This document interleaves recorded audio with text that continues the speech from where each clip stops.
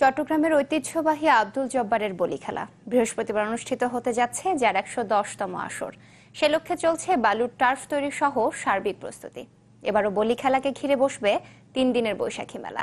দীর্ঘদিন দাবি জানিয়ে আসলেও নানা কারণে খেলাটি অন্তর্ভুক্ত হয়নি ইউনেস্কোর বিশ্ব ঐতিহ্যের তালিকায়। তাই এ ব্যাপারে সরকারের সহায়তা চান আয়োজকরা। আব্দুল জব্বারের বলি খেলা, চট্টগ্রামের ঐতিহ্যবাহী কুস্তির এই আয়োজন এরই মধ্যে পেরিয়েছে ১০৯ বছর।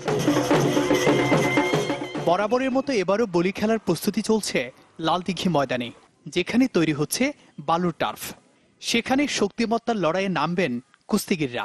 আয়োজকরা জানান, এখন পর্যন্ত আবেদন করেছেন বিভিন্ন জেলার শতাধিক দল, যেখান থেকে মূল পর্বের জন্য বাছাই করা হবে ৫০ জনকে। এবার আমাদের উপপাদ্য হচ্ছে মাদকমুক্ত সমাজ গড়ার যে স্বপ্ন, সে স্বপ্নকে আমরা জব্বারের বলি খেলার ১১০ বছরের যে উৎসব, সেটাকে আমরা সবার মধ্যে ছড়িয়ে দিতে চাই। সারা বাংলাদেশে যারা প্রফেশনাল বলি আছে, তারা আমাদের এই জব্বারের বলি খেলা তার নাম অন্তর্ভুক্ত করবে এবং ভালো একটা সুন্দর খেলা আমরা উপহার দেওয়ার চেষ্টা করছি। এবারও আয়োজন নির্বিঘ্ন করতে নানা ধরনের সহায়তার কথা বলছে সিটি কর্পোরেশন। সকলে মিলে এই মেলাকে সহযোগিতা করি, আমাদের সর্বোত্তক সহযোগিতা, এবং সিটি কর্পোরেশন, পুলিশ প্রশাসন যত রকমের সহযোগিতা দরকার, আমরা মেলা পরিষদের যারা আছেন তাদেরকে আমরা সহযোগিতা করি।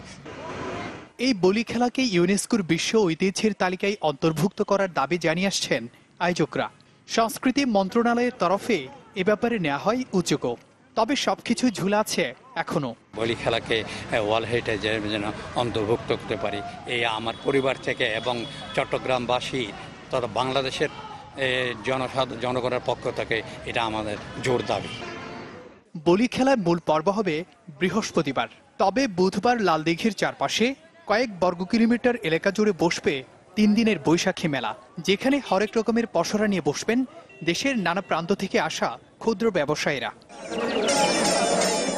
জুবাইর মঞ্জুর, চ্যানেল 24, চট্টগ্রাম।